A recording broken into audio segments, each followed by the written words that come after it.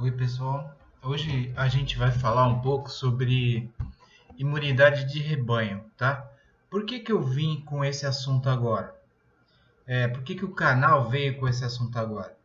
Hoje eu estava conversando com uma pessoa e esse assunto ele me deixou muito preocupado pelo jeito que a pessoa veio me falar sobre esse assunto. Então eu fiz um comentário sobre o que aconteceu em Araraquara. Por que que a imprensa ela não divulga muito o que aconteceu lá sobre o lockdown e o que deu certo sobre o lockdown? Porque o lockdown ali aconteceu de verdade, né? E a maior parte das mortes, né, de Covid lá na cidade de Araraquara, ela baixou assustadoramente.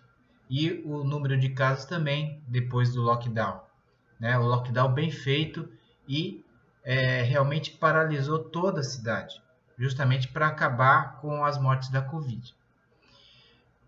Então, o problema é que quando eu falei isso, a pessoa virou para mim e falou: "Bom, Robson, o Araraquara, ela já tinha muitos infectados.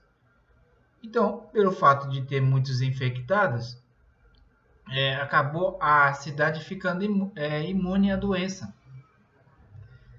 Eu saí do recinto, né, onde eu estava com as pessoas ali, porque eu fiquei quase que com urticária no corpo. Eu acho que a minha alma quis sair do meu corpo, né? E eu falei, nossa, meu Deus, o que está acontecendo com esse país? Por isso que eu falo do conceito de sindemia que a gente está vivendo hoje. Esse conceito eu vou explicar para vocês num próximo vídeo. Por que que hoje nós não vivemos uma pandemia, e sim uma sindemia? Justamente por causa do pensamento dessa pessoa que falou comigo. Bom, falando sobre imunidade de rebanho, explicando assim a grosso modo. Depois eu coloco aqui os vídeos de uns cientistas, dois cientistas, né? E vai explicar para vocês em entrevistas, né, como que acontece isso, ou o porquê que acontece isso e como funciona a imunidade de rebanho. Existem duas maneiras de se pensar, ou teoricamente uma maneira e uma outra maneira errada de se pensar em imunidade de rebanho. A primeira maneira certa de se pensar em imunidade de rebanho é você vacinar o maior número de pessoas. Então vamos supor, você tem 5 pessoas aqui e 3 dessas pessoas, ou 4, todas são vacinadas, menos uma. Essas 4 que estão vacinadas, elas protegem essa uma que não está vacinada. Ou seja, essas 4 elas não transmitem mais o vírus, porque estão vacinadas e não se contaminam mais, acabando imunizando essa outra pessoa que não foi vacinada. Então, a imunidade de rebanho ela funciona assim. Então, quanto mais pessoas forem vacinadas, as que não foram vacinadas, a minoria, né, tem que ser a maioria.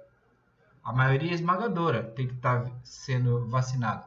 A minoria, né, acaba sendo imunizada justamente pela grande quantidade de pessoas que foram imunizadas, tá? Com a vacina, Agora, existe uma outra maneira de se pensar a imunidade de rebanho, só que de uma maneira errada. Qual é a maneira errada? A maneira errada é você achar que as 5 pessoas que eu falei para você, as mesmas 5 pessoas, 4 delas, né, acabaram se infectando. Normalmente, né, a pessoa pega o vírus, as 4, né, e elas acabam pegando imunidade, justamente porque pegaram o vírus, pegaram a doença e passou a doença toda deles, eles ficaram imunes. Ou seja, se vier o vírus de novo, né, não vão infectá-las, porque o próprio corpo já criou anticorpos para combater o vírus que se porventura ela vir infectar de novo, o corpo vai se proteger. Então, com a mesma ideia da imunidade de rebanho com a vacina, se utiliza a imunidade de rebanho também com essa ideia errada. Ou seja, essas 4 pessoas que ficaram imunizadas por pegar o vírus sem tomar vacina e, consequentemente, pegou a doença, elas ficaram imunes e protegeram a 5ª pessoa que não foi vacinada. Agora, nesse segundo conceito errôneo, as pessoas não consideram uma variável dentro dessa equação. Qual é essa variável? Que essas 4 pessoas que foram infectadas, elas podem ajudar o vírus a se reproduzir de forma diferente. Como de forma diferente? De uma forma que ele, sem controle algum, né, ele forma uma nova cepa, uma nova variável do vírus.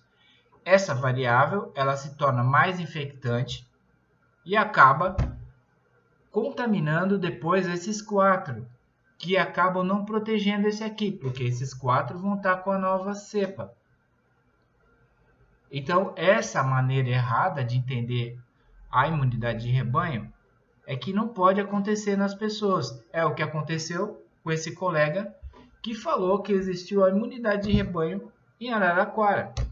Ou seja, a pessoa não olhou o que o governante fez na cidade, que foi o lockdown, impediu do vírus circular, impediu do vírus variar também, porque o número de pessoas infectadas era muito grande. Então, quando você bloqueia o vírus de circular, você bloqueia totalmente a doença também acontecer.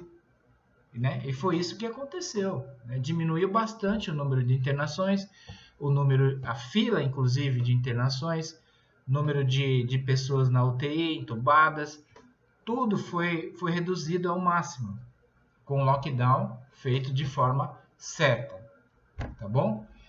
Então, é isso, gente. Imunidade de rebanho, existem 2 conceitos, o conceito certo e o conceito errado. Tá bom? É mais ou menos isso que eu queria falar. Obrigado aí por vocês assistirem o vídeo. Espero que fique claro. Eu vou deixar aqui 2 vídeos, tá? Um de um cientista chamado Nicolelis, né? E uma outra cientista chamada Pasternak. Esses são os 2 sobrenomes mais famosos deles, né? E eles aqui, em algumas entrevistas, eles mais ou menos elucidam isso para nós, tá? Essa relação da imunidade de rebanho, da maneira errada e da maneira certa. É isso, gente. Obrigado. Até mais.